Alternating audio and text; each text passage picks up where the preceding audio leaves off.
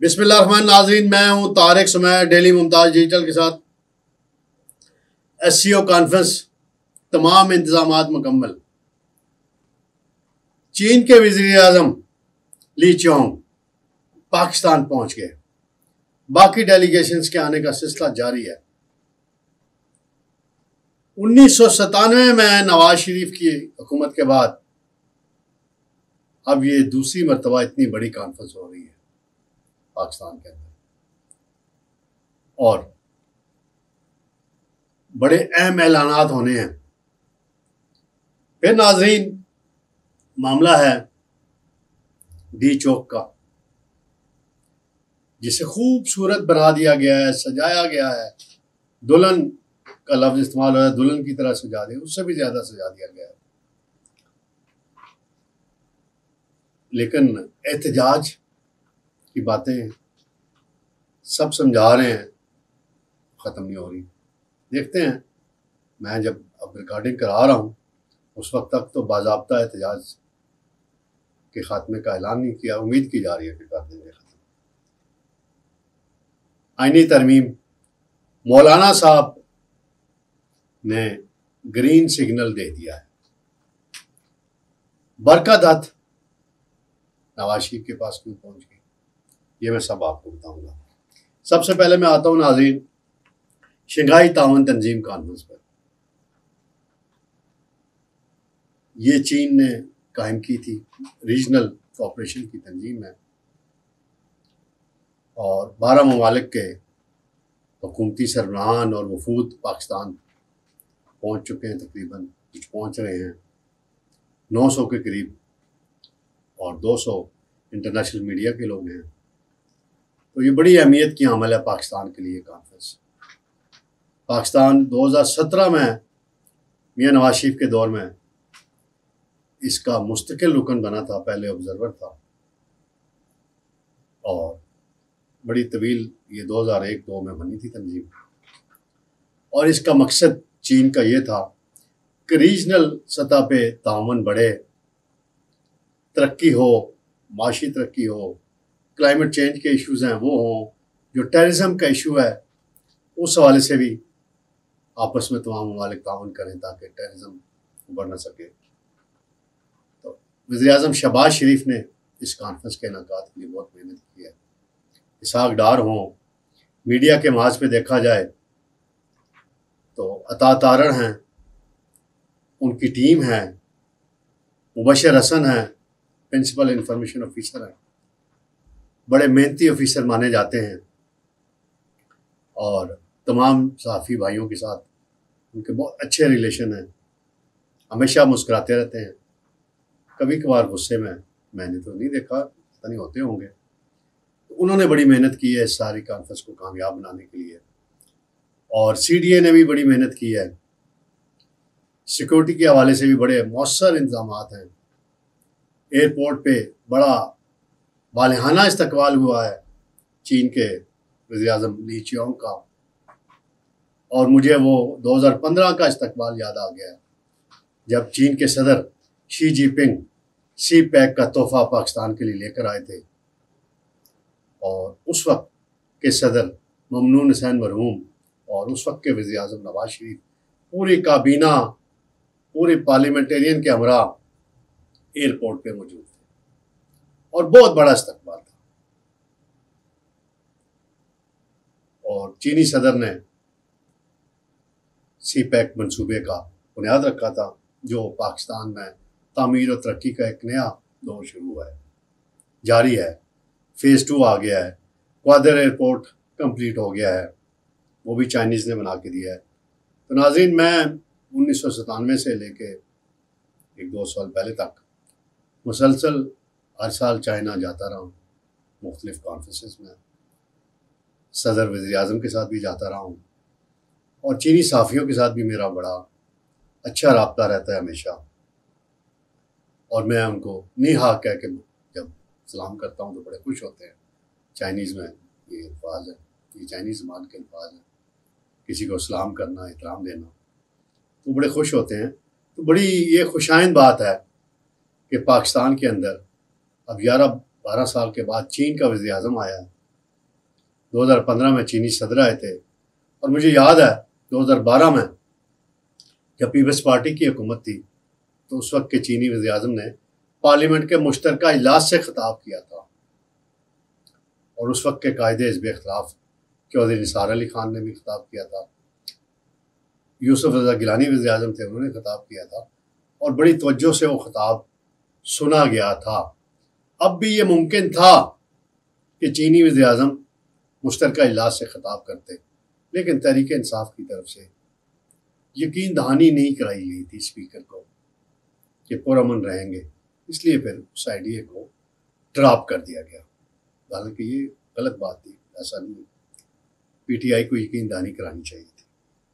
ये बड़ी बात है कि पाकिस्तान 2022 में डिफ़ॉल्ट कर रहा था जी, श्रीलंका बन रहा था, ये बातें होती थी, सफारती सतह पे आलमी तन्हाई का शिकार था, IMF भी लिफ्ट नहीं करा रहा था।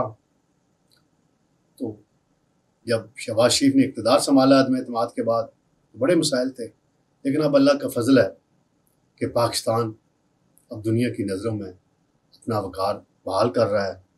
IMF के साथ मामलात हों, अमेरिका के साथ ताल्लुकात हों, चीन के साथ हों, बस दो इश्यूज़ हैं हमारे लिए बड़े अहम पाकिस्तान के लिए, एक कश्मीर का इशू है, एक फ़लस्तीन का इशू है।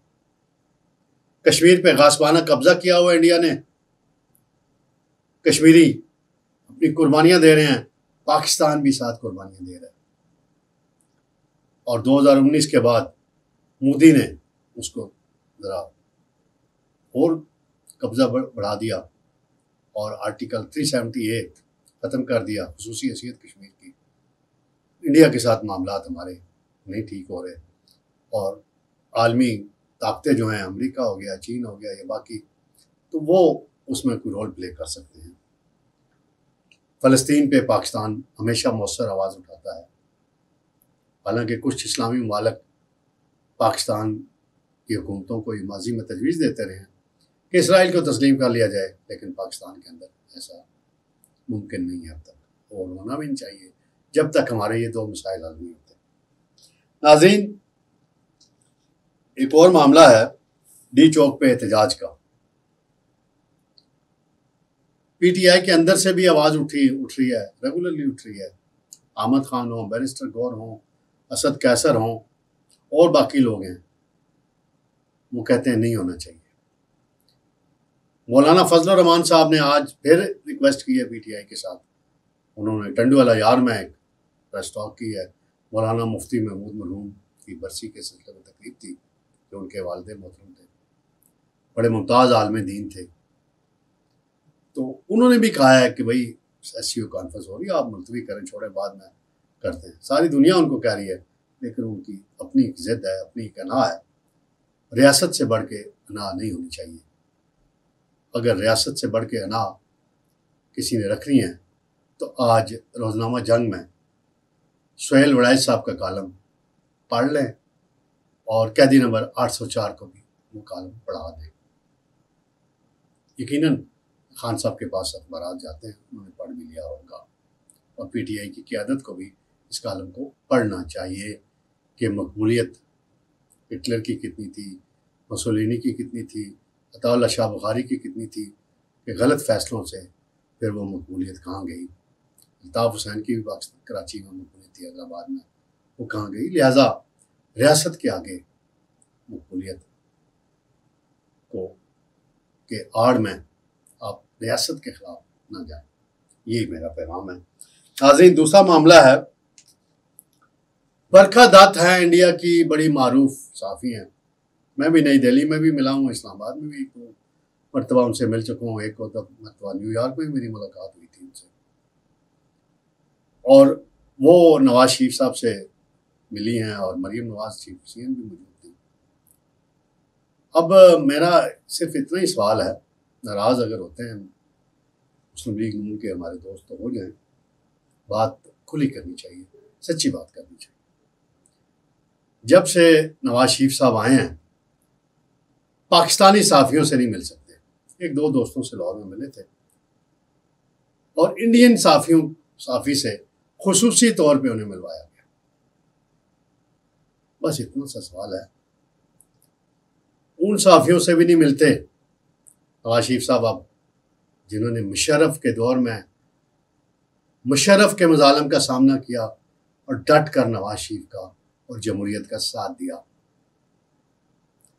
उनसे भी नहीं मिलते जिन्होंने इमरान खान के दौर में हर किस्म की सख्ती सह ली और नवाज शरीफ का साथ दिया। बस यही मेरे चंद सवाल हैं, और ये डायरेक्ट मरियम नवाज साहिबा से। मरियम औरंगजेब भी हैं बीच में। तो पाकिस्तानी सहाफ़ियों से भी मिले मियाँ साहब, ताकि आपको हालात का भी अंदाज़ा हो।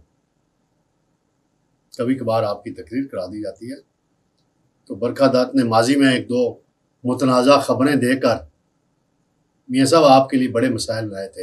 एक नेपाल में स्टोरी दी थी, 2016-17 की बात है, और एक दो और उसने दी थी। तो लिहाजा ये जो भारतीय साफ़ी हो या भारतीय सियासतदान हो, हुक्मरान हो, ये हमारे दोस्त नहीं हो सकते।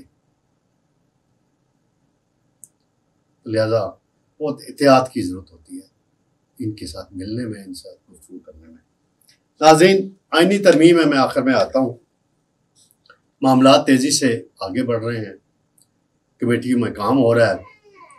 मौलाना फजल रहमान साहब ने, मुझे मालूमात हैं, ग्रीन सिग्नल दे दिया है, और बिलावल भुट्टो जरदारी ने बड़ा अहम किरदार अदा करना है इस सारे में प्रोसेस में। आलमोस्ट मीडिएटर का किरदार समझने आप कर रहे हैं। मुसवदे आ रहे हैं, जा रहे हैं। बात सिर्फ एक नुक्ते पे फंसी हुई है। मौलाना साहब ने खुद कहते हैं कि जो पहला मुसवदा दिया गया था रात को 2 बजे काले लिफाफे में बंद करके, सील लिफाफे में, उसमें जितनी मुतनाज़ा चीज़ें थी वो अब हुकूमत ने निकाल दी हैं। अब सिर्फ एक बात पे फंसी हुई है, आईनी अदालत और बेंच। अगर बेंच ही बनाना है तो फिर आईनी तरमीम की क्या ज़रूरत है मौलाना साहब? तो लिहाजा इस पे थोड़ा बहुत इख्तलाफ है। मेरा ख्याल है ये भी ख़त्म हो जाएगा। अब बिलावल भुट्टो से कराची में उनकी मुलाकात होनी है, और फिर मुझे जो इतला मिली है कि मियाँ नवाज शरीफ साहब से वो लाहौर में मिलेंगे, रायगढ़ में, और फिर मामलात फाइनल हो जाएंगे। और जब फाइनल हो जाएंगे तो फिर अनाउंसमेंट से पहले नवाज शरीफ साहब, बिलावल भुट्टो जरदारी, वज़ीर आज़म शहबाज शरीफ और दीगर अहम शख्सियात इस्लामाबाद में मौलाना फजल रहमान साहब की रिहाइशगाह पे जाएंगे। और जब वो हो जाएगा फिर असम्बली का इजलास 17 को, ये SCO कॉन्फ्रेंस ख़त्म हो जाएगी, फिर असम्बली का इजलास और सेनेट के इजलास बुला लिए जाएंगे। फिर कोशिश है हुकूमत की कि 20 और 21 तारीख तक आईनी तरमीम का प्रोसेस, या मैक्सिमम 22 तारीख तक मुकम्मल कर लिया जाए। मौलाना साहब टाइम की बात कर रहे हैं आगे बढ़ाने की, तो लेकिन अभी तक जो है पेशरफ्त हो रही है। PTI ने नहीं मानना, वो कमेटियों में भी जाएंगे, बैठेंगे, आखिर में वॉकआउट करेंगे, बाइकआउट करेंगे। ये एक तयशुदा बात है। तो नाज़रीन, इंशाल्लाह कल दोबारा आपकी खिदमत में फिर हाजिर होंगे SCO की ताज़ा तरीन खबरों के साथ। अल्लाह हाफ़िज़।